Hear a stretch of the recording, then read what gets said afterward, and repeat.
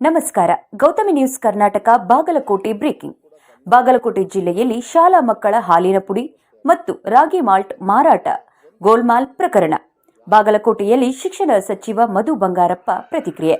ಸರ್ಕಾರದ ಬೊಕ್ಕಸದ ಹಣವನ್ನ ಯಾರೇ ಮಿಸ್ಯೂಸ್ ಮಾಡಿದ್ರೂ ಸಹ ನಿರ್ದಾಕ್ಷಣ್ಯವಾಗಿ ಅಂತಹವರ ವಿರುದ್ಧ ಹಿಂದೆ ಮುಂದೆ ನೋಡದೆ ಕ್ರಮ ಕೈಗೊಳ್ಳುತ್ತೇವೆ. ಇಲಾಖೆ ಗಮನಕ್ಕೆ ಬಂದಾಗ ಎಂಕ್ವೈರಿ ಹಾಕಲಾಗಿದೆ. ಯಾವುದೇ ಎಂಕ್ವೈರಿ ಆದರೂ ಕೂಡ ಕಾನೂನುಬದ್ಧ ಮಾಡಿ ಸ್ಪೀಡ್ ಆಫ್ ಮಾಡಲಾಗುತ್ತಿದೆ. ನಮ್ದು ಬಹಳ ದೊಡ್ಡ ಇಲಾಖೆ, 38% ಸ್ಟಾಫ್ ಇದ್ದಾರೆ. ಅದರಲ್ಲೂ ಸ್ಟಾಫ್ ಕೂಡ ಕಡಿಮೆ ಇರುತ್ತೆ.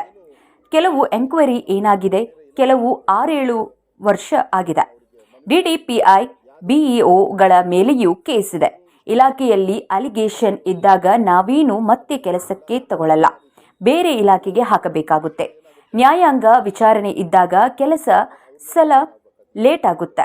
64 ಜನ ಶಿಕ್ಷಕರ ಮೇಲೆ ಆರೋಪ ಇದ್ರೂ ಕೇವಲ 4 ಜನರ ಮೇಲೆ ಎಫ್ಐಆರ್ ಮಾಡಲಾಗಿದೆ. ಒಂದೇ ಸಾರಿ ಡೀಟೇಲ್ ಬಗ್ಗೆ ನಿಮ್ಮ ಹತ್ತಿರ ಚರ್ಚೆ ಮಾಡೋದು ಕಷ್ಟ ಆಗುತ್ತೆ. ಇದರಲ್ಲಿ ಯಾರೆಲ್ಲ ಇನ್ವಾಲ್ವ್ ಆಗಿದ್ದಾರೆ ಎಂದು ನೋಡೋಣ. ಯಾರ ಮೇಲೆ ಏನು ಕಾನೂನು ಕ್ರಮ ತಗೊಳ್ಳಬೇಕು ಅನ್ನೋದು ಖಂಡಿತ ತಗೊಳ್ತೇವೆ. ಯಾರೇ ಪ್ರಭಾವ ಬೀರಿದ್ರೂ ಇದನ್ನ ಹಿಂದೆ ಮುಂದೆ ನೋಡಲ್ಲ. ನಿರ್ದಾಕ್ಷಿಣ್ಯವಾಗಿ ಅವರ ಮೇಲೆ ಕ್ರಮ ಕೈಗೊಳ್ತೀವಿ. ಇದರ ಬಗ್ಗೆ ನೀವು ತಲೆ ಕೆಡಿಸಿಕೊಳ್ಳಬೇಡಿ. ಏನೂ ಗೋಲ್ಮಾಲ್ ನಡೆಯೋದಿಲ್ಲ. ಎಲ್ಲ ಕಟ್ ಆಫ್ ಆಗಬೇಕು. ಅದು ಜನರ ದುಡ್ಡು, ನಮ್ಮನೆಯಿಂದ ತರುವಂಥದ್ದಲ್ಲ. ಇಲ್ಲಿ ಕುಳಿತು ತೀರ್ಮಾನ ಮಾಡಕ್ಕಾಗಲ್ಲ. ನಾಳೆ ಹೋಗಿ ಅದರ ಬಗ್ಗೆ ವಿಚಾರಿಸಿ ಕ್ರಮ ಕೈಗೊಳ್ಳುತ್ತೇನೆ ಎಂದು ಮಧು ಬಂಗಾರಪ್ಪ ಗೌತಮಿ ನ್ಯೂಸ್ ಕರ್ನಾಟಕದಲ್ಲಿ ಹೇಳಿಕೊಂಡಿದ್ದಾರೆ.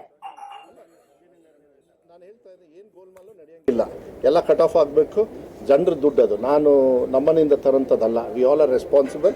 2024ರಲ್ಲಿ ಆಗಿರತಕ್ಕಂತ ಕೇಸ್ ಇದು. ಇನ್ನೂ ಮಠ ಅವರ ಮೇಲೆ ಶಿಕ್ಷೆ ಆಗ್ತಾ ಇಲ್ಲ. ಅಯ್ಯೋ, ನಮ್ಮ ಇಲಾಖೆಯಲ್ಲಿ 2013, 10, 20 ಅದ್ರದ್ದೆಲ್ಲ ಇತ್ತು. ಯಾವಾಗ ನಮ್ಮ ತಂದೆಯವ್ರು CM ಇರ್ಬೇಕಾದ್ರೆ ಒಂದು 4-5 ಕೇಸ್ ಇದಾವೆ.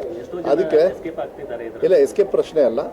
ಯಾವುದೇ ಥರದಲ್ಲಿ ಕಾನೂನನ್ನ ಸ್ಪೀಡಪ್ ಮಾಡ್ತಕ್ಕಂಥದ್ದು ಕಾಳಜಿ ನಿಮ್ಮಲ್ಲಿ ಏನಿದೆ ಅದನ್ನು ಆದಷ್ಟು ಬೇಗ ನಾಳೆಯಿಂದಲೇ ನಾನು ಮಾಡ್ತೀನಿ. ನಮ್ಮ ಇಲಾಖೆಯವರೆಲ್ಲ ಇದ್ದಾರೆ ನಮ್ಮ ಜೊತೆ, ಈಗ ನನ್ನ ಜೊತೆ ಬಂದಿದ್ದಾರೆ. ಅವ್ರು ನೋಟ್ ಡೌನ್ ಮಾಡ್ಕೊಳ್ತಾರೆ. ನಾಳೆನೇ ಅದನ್ನು ತಗೊಂಡು ತೀರ್ಮಾನ ತಗೊಳ್ತೀನಿ. ನಾನು ಇಲ್ಲಿ ಕುತ್ಕೊಂಡು ಸಡನ್ನಾಗಿ ಚರ್ಚೆ ಮಾಡೋಂಥ ವಿಚಾರನೂ ಅಲ್ಲ, ಕಷ್ಟ ಆಗುತ್ತೆ.